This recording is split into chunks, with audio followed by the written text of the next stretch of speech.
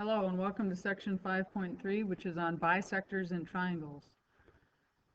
We need to go over a couple of terms first. So concurrent, when three or more lines intersect at one point. Point of concurrency is the point where those three lines intersect. Theorem 5.6 deals with the concurrency of perpendicular bisectors.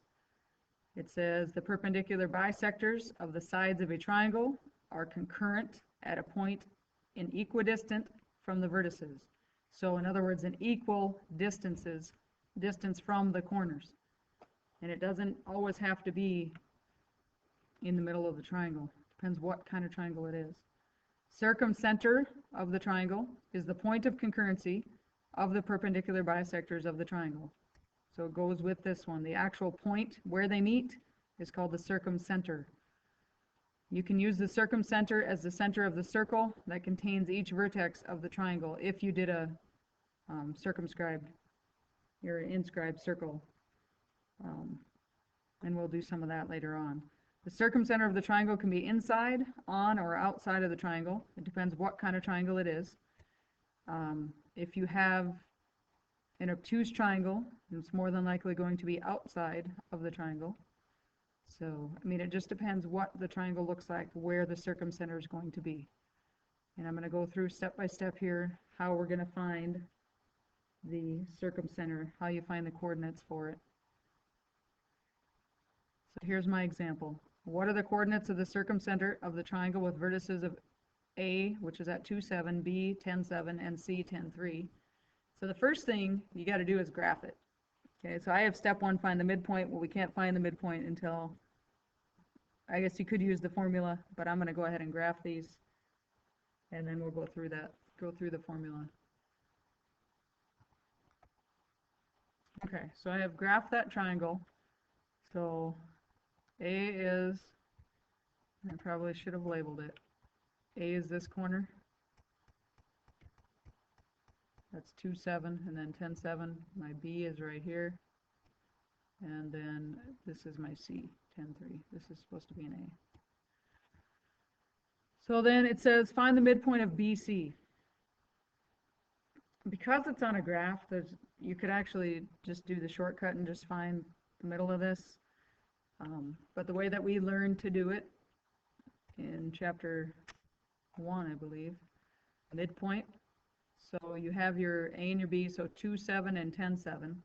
You add up your x's, so 2 plus 10 is 12. And then you divide that by 2.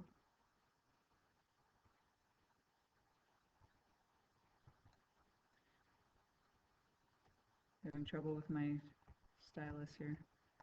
So that is 6. Then you add up your y's, so 7 plus 7 is 14. And you divide that by 2.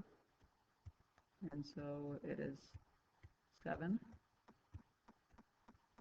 So then the AB midpoint is 6, 7. And I can go ahead and graph that. So 1, 2, 3, 4, 5, 6. And 1, 2, 3, 4, 5, 6, 7. Right there in the middle. That is my midpoint. So you need to do, oh, excuse me, I did AB first. So this is AB. In this case, it doesn't really matter which one you do first because it's a right triangle. So I'll put BC down there. So BC, I'm going to add up my x's. So 10 plus 10 is 20. 20 divided by 2 is 10. And then I'm going to add up my y's. 7 plus 3 is 10. Divided by 2 is 5.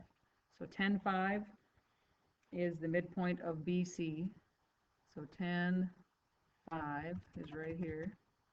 So there's my two midpoints. Now the third step says determine where the perpendicular bisector of AB and BC cross, and that will be the circumcenter of the right triangle. So because I already have it on a graph and I have my straight lines here, I don't need to use the compass and go ahead and figure this out. I can just actually go ahead and do it. So perpendicular bisector would be from here through here on the straight line. The perpendicular bisector of this one, since I've already found the midpoint, I'm just going to go straight across from it. And you can pretty clearly see here that right there, where those two meet, is going to be the circumcenter, an equal distance from all vertexes. Okay, so from here to here, here to here, and here to here, it's equal. That's the circumcenter. So the answer would be 1, 2, 3, 4, 5, 6, and 5. So 6, 5 is the circumcenter of that right triangle. And we'll do more of those together. So don't be getting scared because it looks like a lot of work. It's things we've done before. The next part here, so theorem 5.7 is the concurrency of angle bisectors theorem. So the bisectors of the angles of a triangle, so now you're bisecting the angles, not the segments, are concurrent at a point in equidistant from the sides of the triangle. So an equal distance, equidistant. The incenter of the triangle. So before we were doing the circumcenter, right? This is the incenter. The point of concurrency of the angle bisectors of a triangle. So the center of an inscribed circle is the point of concurrency. And when we do the inscribed circles, that'll make more sense. But if I, you know what I mean, if I just drew a circle around here, if this was inscribed inside a circle, that's what they're talking about there. So for my example, I have a lot of things drawn here, right? I have J, O, K, N, P, L, M, and Q. I have some right angles drawn in here. I have this angle is congruent to this angle. And down here, this angle is congruent to this one. And so we're going to use that information to solve this. So it says, from Q to N is 5x plus 36. And from Q to M, right here, is 2x plus 51. So what is QO if Q is the center? Okay, well, I can't figure that out until I know what my x is. Because I already said Q is the center, and I realize the drawing doesn't exactly look like these are even lines, but you're assuming that they are. So you're going to say then that 5x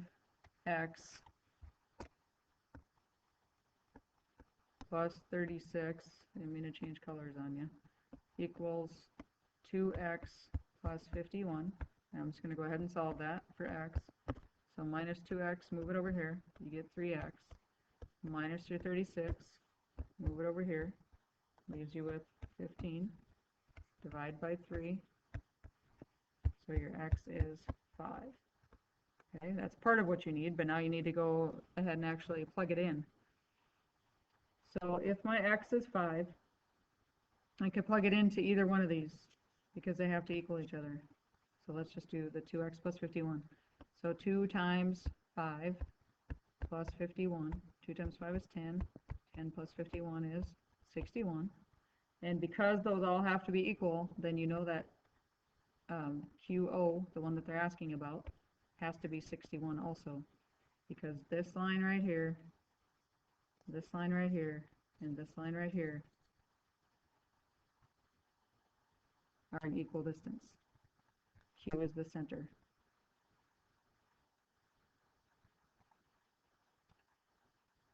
So then about the same drawing here, is it possible for QP to equal 50?